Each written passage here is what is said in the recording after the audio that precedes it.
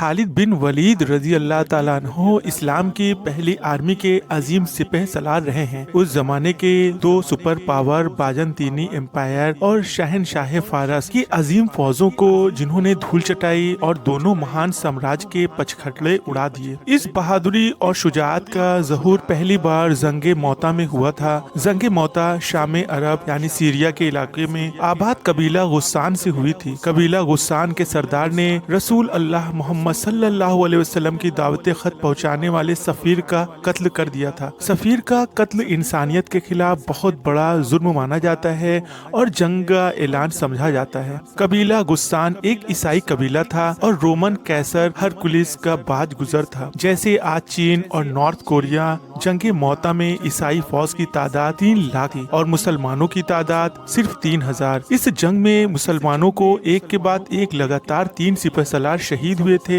जो पहले ही हुजूर सल्लल्लाहु अलैहि वसल्लम ने तय कर दिए थे। तरफ से हुजूर सल्लल्लाहु अलैहि वसल्लम ने तीनों सिपह सलार को शहादत की खुशखबरी सुना दी थी। बहरहाल जब तीनों सिपह सलार शहीद हो गए तो हजरत खालिद बिन वलीद ने खुद आगे बढ़कर फौज की कमान संभाल ली।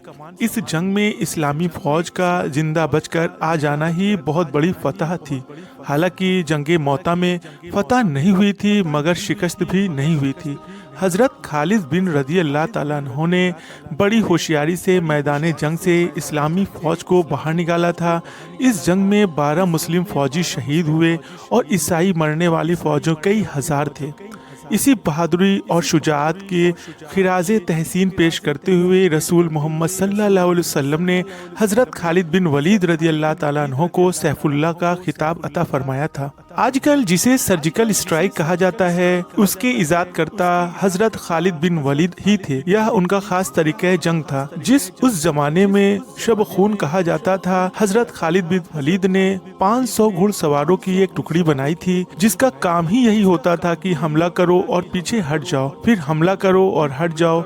इस तरह खालिद बिन वलीद दुश्मन की आधी ताकत बर्बाद कर दिया करते थे। इसी तरीके कार की बदौलत हजरत खालिद बिन वलीद रज़ी अल्लाह ताला उन्होंने उस वक्त की सुपर पावर रोम और फारस को फतेह किया और इस्लाम का परचम लहराया। बाद में मिल्लत इस्लामियों की सभी फौजों में यह घुड़सवार रिसाला अहम शोबे की हैसियत से मौजूद रहा। बाद के बहुत से इस्लामी सिपह सलारों ने हजरत खालिद बिन वलीद के नक्शे कदम पर चलते हुए तारीख में सुनहरे पन्ने दर्ज कराए। हजरत सलाहुद्दीन अय्यूबी रहमतुल्लाह अलैह, मूसा बिन नसीर रहमतुल्लाह अलैह, तारिक बिन ज़ियाद रहमतुल्लाह अलैह और मोहम्मद बिन कासिम रहमतुल्लाह अलैह इस फहरिस्त के नायाब नगीना रहे हैं। नेपोलियन बोनापार्ट के मुताबिक खुद भी वह हजरत खालिद बिन रज़ी अल्लाह ताला अन्हो के फन्ने हरब या ज़रब और उनकी जंगे स्टाइल को स्टडी किया करता था और उन्हीं के तर्ज पर अपनी आर्मी को ट्रेनिंग दिलाया करता था। अपने आखिरी वक्त में हजरत खालिद बिन वलीद अपने साथी को बुलाकर कहा, बताओ मेरे जिस्म का कौन सा ऐसा हिस्सा है जहाँ जख्म नहीं, फिर मुझे शहादत क्यों नहीं मिली? साथी ने जवाब दिया,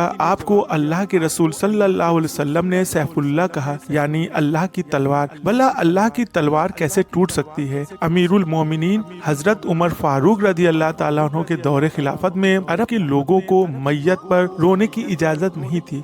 जब खालिद बिन वलीद दुनिया से रुखसत हुए तो हजरत उमर फारूक रज़ी अल्लाह ताला अन्हु ने कहा, आज इजाजत है कि अरब के लोगों को रोने की और किसी को नहीं रोका जाएगा। खालिद बिन वलीद का पैगाम उम्मत मुस्लिमा का नाम। हजरत खालिद बिन वलीद का पैगाम है जो उन्होंने आखिरी वक्त में अपने उम्मत मुस्लिमा के नाम किया था, जिसमें उन्होंने लिखा था, मौत लिखी न हो तो मौत खुद जिंदगी की हिफाजत करती है और जब मौत मुकद्दर हो तो जिंदगी दौड़ती हुई मौत से लिपट जाती है। जिंदगी से ज्यादा कोई जी नहीं सकता और मौत से पहले कोई मर नहीं सकता। दुनिया के बुज़दिलों को मेरा ये पैगाम पहुंचा दो कि अगर मैदान जिहाद में मौत होती तो इस तरह खालिद बिन वलीद को बिस्तर पर मौत न आती। एक बार रोमन सिपह सलार ने हजरत खालिद से पूछा कि अगर आप इतनी कलील तादाद से होकर भी हमेशा फतेयाब कैसे रहते हैं? हजरत खालिद बिन वलीद ने जवाब दिया, तुम्हें जितनी जिंदगी से मोहब्बत है उससे कहीं ज्यादा हमें शहादत अजीज है। दोस्तों, अगर ये आपको हमारी वीडियो पसंद आती है तो आप हमारे चैनल अल मजीद को सब्सक्राइब, लाइक और अपने दोस्तों में जरूर से जरूर शेयर करिएगा और कमेंट्स करके ये बताएं कि आपको ये हमारी वीडियो कैसे लगी।